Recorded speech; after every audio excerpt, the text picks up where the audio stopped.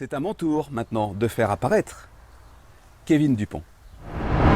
Kevin, bonjour. Bonjour. Ravi de vous accueillir dans la nuit de la culture génoise. Merci de m'accueillir. On accueille quelqu'un qui a plusieurs casquettes. Chanteur, magicien, mais ça a commencé par le dessin.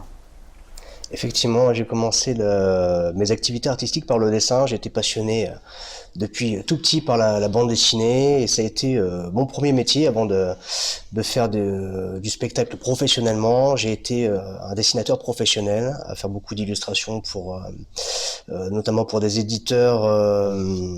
Pas beaucoup pour les livres, mais plutôt principalement pour des produits dérivés, des cartes postales, des illustrations pour des mugs, des t-shirts. J'ai fait également beaucoup de jeux de cette famille et parallèlement, je faisais aussi de la caricature. Et vous aviez un nom pour le dessin ? Absolument, mon pseudonyme pour le dessin, c'était Cadet. Un pseudonyme que j'ai fabriqué avec mes initiales, Kevin Dupont, le K et le D. On m'a dit qu'il y a un de vos dessins qui avait fait le tour du monde, c'est vrai ? Oui, effectivement, j'avais fait un dessin avec... C'était Dieu qui fabriquait le monde et puis qui avait tous ces pots et puis il y avait tous ces ingrédients. Tous les ingrédients et puis il disait je vais juste rajouter une petite pincée de puis oups il y a tout le pot qui tombe sur la terre et puis sur le pot c'était écrit connard donc il y a tous les connards qui tombent sur la terre donc c'est un dessin qui a été que j'avais mis sur internet je crois sur un petit forum assez confidentiel et puis quelqu'un l'a pris, l'a traduit en anglais et là ça a été c'est parti comme une traînée de poudre, c'est parti dans le monde entier, ça a été traduit en russe, en espagnol, en italien, même des langues que j'ai pas réussi à identifier et c'est vraiment parti. Donc je peux dire aujourd'hui que ce dessin malgré tout le succès qu'il a eu m'a pas apporté grand-chose et il ne m'appartient plus mais c'était une expérience assez amusante en effet. Du dessin vous êtes passé directement à la musique. Oui, c'est ça. C'était ma deuxième passion, ça a été la musique. Oui. J'ai commencé la musique par la guitare. J'ai eu la chance de grandir dans une famille de musiciens. Il y avait toujours Ça aide. Effectivement, ça m'a permis de développer, déjà d'avoir une culture musicale, d'avoir l'opportunité de pouvoir toucher un peu les instruments, de les apprivoiser et de développer mon oreille musicale, ce qui fait que je me suis naturellement retrouvé dans cette branche, quoi. Et vos influences musicales alors ? Alors, les influences musicales, elles sortent principalement de la culture pop anglaise. Beaucoup la période années 60-70, j'ai été très touché par tout ce bloc de cette émergence musicale qui venait principalement d'Angleterre. Après, j'ai été plus touché par la musique rock des années 90, mais c'est vrai que mon influence de base, c'est vraiment la pop rock des années 60-70. Et vous composez, enfin, vous écrivez et vos chansons, et vous les chantez en anglais uniquement ? Alors maintenant, oui, je compose tout en anglais. Quand j'avais commencé la composition assez jeune, hein, d'ailleurs, quand j'étais adolescent, je commençais déjà à écrire des chansons. À cette époque-là, je les écrivais en français puisque je n'avais pas encore les compétences nécessaires pour écrire en anglais. Et puis maintenant, aujourd'hui, comme j'ai eu la chance de beaucoup voyager, puis de côtoyer beaucoup d'anglophones, c'est vrai que je suis beaucoup plus à l'aise avec cette langue. Et comme pour moi, l'anglais est une langue qui est très musicale, plus musicale que le français selon moi, je me suis naturellement tourné vers l'anglais pour écrire mes nouvelles chansons. Là, on va regarder un extrait d'un de vos clips et on va bien se rendre compte de l'influence anglaise de cette chanson.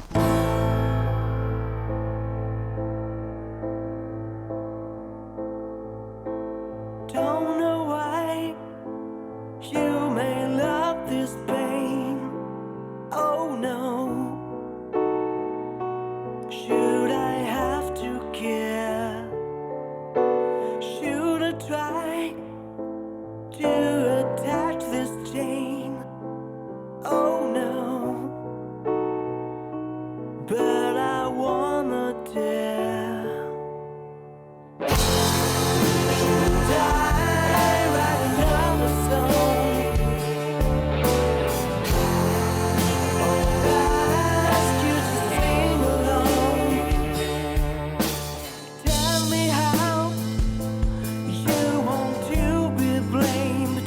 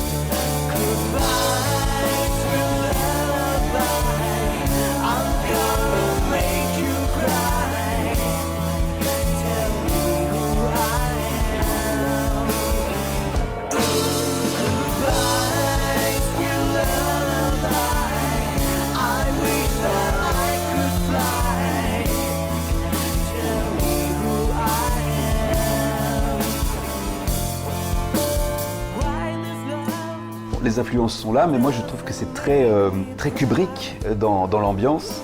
Ça a été voulu Voulu, ça n'a pas été conscientisé, mais effectivement, l'univers de Stanley Kubrick est un univers qui m'a beaucoup touché. Cette structure photographique. Orange Mécanique, enfin, je trouve plus. Orange Mécanique, effectivement. Alors c'est une influence. Enfin, c'est un film que j'ai beaucoup aimé, qu'on peut peut-être retrouver effectivement dans tous les visuels que je peux aborder. J'ai notamment même le costume d'Orange Mécanique que j'ai déjà utilisé pour des concerts, que je ne mets pas forcément systématiquement, mais ça fait partie de mes costumes et de ma culture, effectivement. Ouais. On a parlé musique, mais à 29 ans, vous dites non, la musique c'est bien, je ne vais pas dire j'ai fait le tour, mais c'est bien, mais maintenant, la magie, pourquoi pas?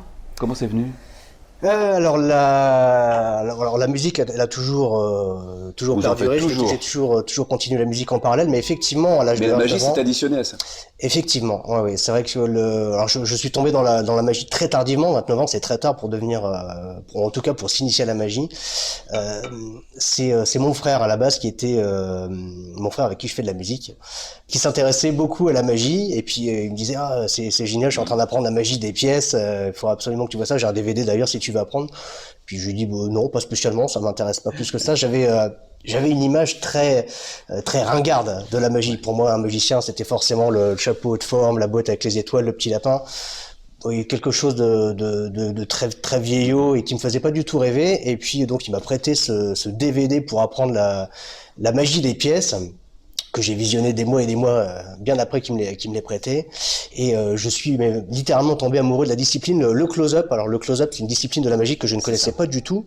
Le close-up, ça vient de l'anglais close-up, qui signifie gros plan. C'est un terme de cinéma qu'on a repris dans la magie, qui consiste à faire des tours de magie vraiment sous les yeux des spectateurs, avec les manches relevées, tous les accessoires sont examinables. Et pour moi, ça a été le déclic. Pour moi, c'était de la vraie magie. On n'était plus dans les boîtes truquées où on voyait, on comprenait à 10 km que la boîte était truquée. Là, il y avait vraiment rien à voir. Et le fait que ce soit sous les yeux, on se dit comment c'est possible de voir ça. Donc j'ai mis le doigt dans l'engrenage, en m'intéressant, en voulant comprendre et voulant maîtriser l'art de la magie des pièces, et puis sans me rendre compte, je suis venu petit à petit avec les cartes, et puis tous les petits accessoires qu'on peut retrouver dans la magie de close-up.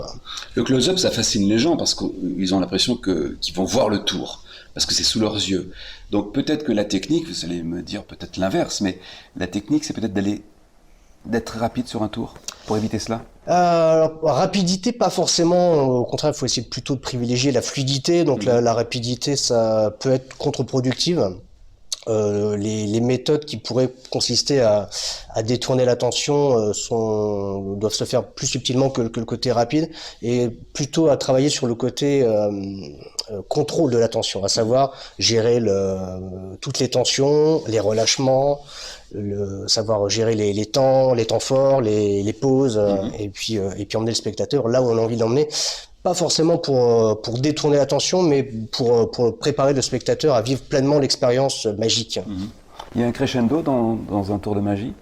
Oui, effectivement, il y a des phases à respecter. Généralement, c'est quelque chose qu'on trouve d'ailleurs un peu partout dans tous les métiers artistiques, cette courbe émotionnelle qui consiste à commencer assez fort et ensuite redescendre pour créer ce relâchement, soit pour un confort pour le spectateur, parce qu'on peut pas être toujours dans une attention permanente, et ensuite pour mettre vraiment en lumière le point final du numéro. Alors ça je l'ai découvert à travers la magie, mais c'est quelque chose qu'on peut transposer dans tous les spectacles, dans les concerts, chez les humoristes, etc. Il y a toujours ces phases où on commence bien, ça se relâche un peu et on finit encore mieux. Voilà, parce que de toute façon, l'expérience émotionnelle fait que tout est englobé dans cette parenthèse. Si ça commence bien et que ça finit très bien, on ne conserve que ça. On a oublié ce relâchement qui nous a permis de nous emmener à la fin du point culminant. On a tourné juste avant cette interview un tour de magie. On le regarde et on se retrouve après. Avec plaisir. J'aimerais vous parler d'un sujet qui intéresse tout le monde, à savoir l'argent. Permettez-moi de vous emprunter dans un premier temps une petite pièce. Il s'agit d'un demi-dollar américain. D'ailleurs, vous en avez une deuxième ici. Oui. Et je me permets de vous emprunter une troisième pièce. Allez-y. À la limite, on peut même faire ce tour avec une quatrième pièce si vous le souhaitez. Pourquoi pas? 4 demi-dollars. 4 demi-dollars qui nous viennent des États-Unis d'Amérique. Ces 4 pièces pour venir jusqu'ici ont forcément voyagé. Et j'aimerais vous montrer à quel point ces pièces voyagent. Allons-y.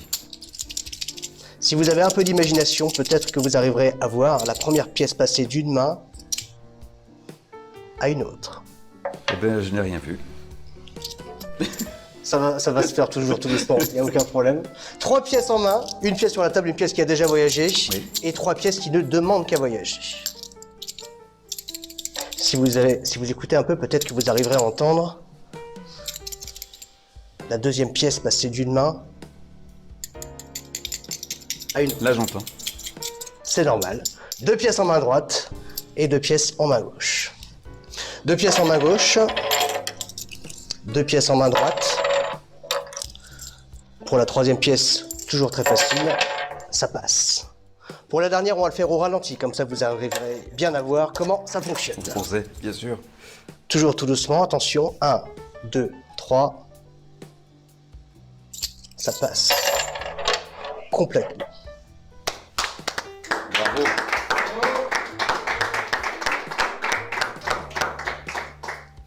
À présent, est-ce que vous pouvez, s'il vous plaît, éliminer une pièce? On va pousser une pièce. Alors. Celle que vous voulez, celle-ci. Celle-ci? Très bien. Vous ne voulez pas changer d'avis? Ben non.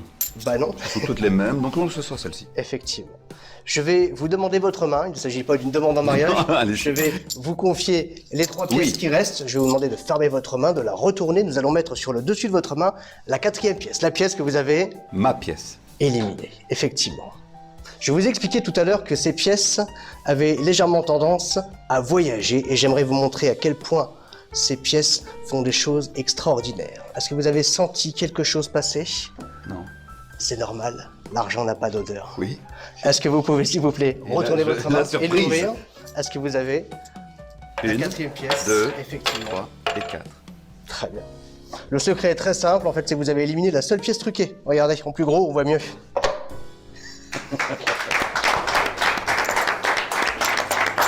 C'est bluffant. C'est bluffant, que voulez-vous? J'avais les yeux dessus, je n'ai rien vu, forcément. Est-ce qu'on achète un tour de magie? Alors oui, effectivement, il y a tout un marché sur l'achat de tours de magie. On peut apprendre des tours de magie en achetant par exemple des DVD ou des livres. Dans ce cas-là, on peut apprendre soit des tours, soit des techniques, juste des techniques, mais très souvent c'est quand même des tours complets. Ou sinon, on peut également acheter ce qu'on appelle dans le monde de la magie des gimmicks, qui sont des accessoires courants, un objet de tous les jours avec le secret caché à l'intérieur de cet objet. Ce qui peut être intéressant, c'est d'utiliser ce genre d'accessoires en complément de techniques pour que justement il n'y ait aucune suspicion. Il y a des salons de magiciens? Bien sûr, il y a des congrès, il y a notamment tous les ans un gros congrès à Blackpool en Angleterre, et même en France, hein, il y a plein de festivals de magie où généralement en off il y a des congrès pour magiciens. Où avec, chacun fait son marché, chacun échange c'est ses ça, idées. on peut acheter des choses. Il y a des conférenciers qui expliquent leur tour, qui généralement vendent leur tour après, ou le bouquin ou le DVD Bien sûr, qui va avec ça. Quand on est magicien, on invente aussi ses propres tours. De toute façon, il est toujours important de se renouveler, ne serait-ce que déjà pour soi, et puis et de s'intéresser un peu aux nouveautés qu'on peut trouver. Alors les nouveautés, je vais mettre des guillemets sur le mot nouveauté, puisque c'est assez difficile d'innover dans la magie, dans le sens où toutes les techniques qu'on utilise encore aujourd'hui sont globalement des vieilles techniques qui existent depuis des siècles et des siècles, mais la présentation fait qu'on a l'impression de découvrir quelque chose de nouveau. Et après, ça peut être des combinaisons de techniques avec une petite subtilité. On améliore un tour? On améliore, de toute façon, un tour peut constamment s'améliorer. On peut également, aujourd'hui avec les technologies, on peut les incorporer aussi dans la magie. Je fais notamment des tours de magie avec un iPad pour faire apparaître des choses ou les remettre dans l'écran. Oui, vous vous adaptez à l'époque. Exactement. Et là, les côtés spectateurs, on a l'impression de voir quelque chose de très nouveau, de très frais, alors qu'en réalité, les techniques utilisées pour ça sont exactement les mêmes qu'on utilisait avant, sauf qu'il y a cet accessoire qui donne l'impression qu'on est vraiment dans quelque chose d'actuel. Ouais. Quelles sont les compétences requises Pour être un bon magicien? Dans un premier temps, il faut naturellement maîtriser un minimum de techniques pour réaliser le tour. Il faut connaître les secrets et surtout savoir les mettre en application. En revanche, il faut déjà maîtriser ce qu'on présente, mais le plus important, selon moi, c'est tout ce qu'on en fait. Ce qui rend la chose magique, c'est justement l'univers que le magicien arrive à créer et emmener le spectateur dans cet univers. Kevin, merci beaucoup. On ne va pas vraiment se quitter tout de suite parce qu'on va vous retrouver en extérieur maintenant et avec une superbe chanson.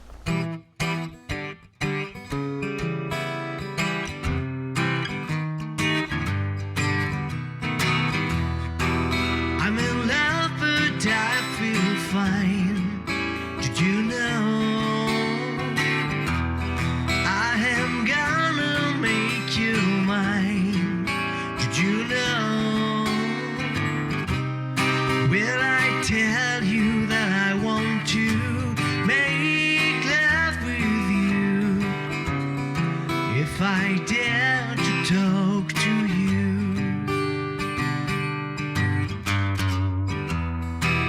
You are everything I need. Did you know?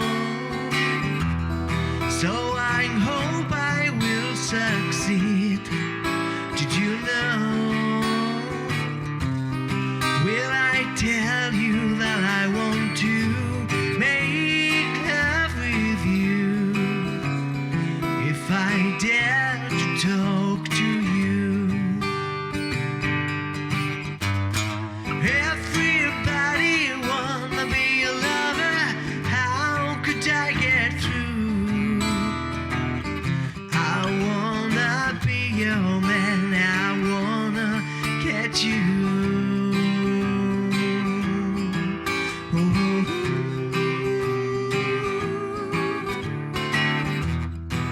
There is one thing I'm sure of. Did you know? Someday I'll call you my love. Did you know? Will I tell you that I want to make love with you? If I dare to talk to you. If I dare to talk to you. If I dare to talk to you.